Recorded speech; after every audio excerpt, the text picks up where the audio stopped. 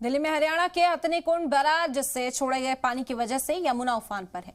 यमुना के उफान पर आने से दिल्ली के कई इलाकों में बाढ़ का खतरा मंडरा रहा है। दिल्ली के कुल 9 इलाके ऐसे हैं जहां पर यमुना का पानी कभी भी लोगों के लिए मुसीबत बढ़ा सकता है। लिहाजा इंतजामिया ने यमुना किनारे रहने वाले लोगों के लिए अलर्ट जारी किया है।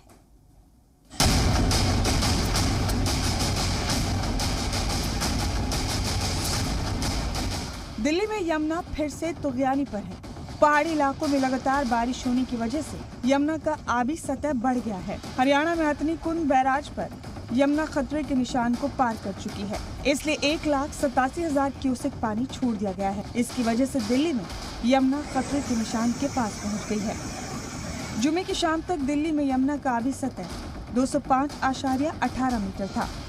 दिल्ली में यमुना के खतरे का निशान 205.33 मीटर है।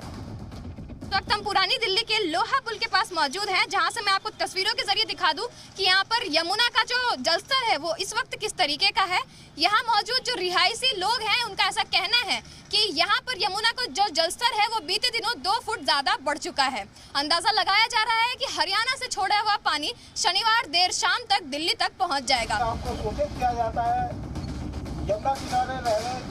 यमुना नदी के आसपास बसे इलाकों से लोगों को दूर रहने का इंतबाह दिया गया है। एलजी ने भी अपील की है कि लोग यमुना में दाखिल न हों।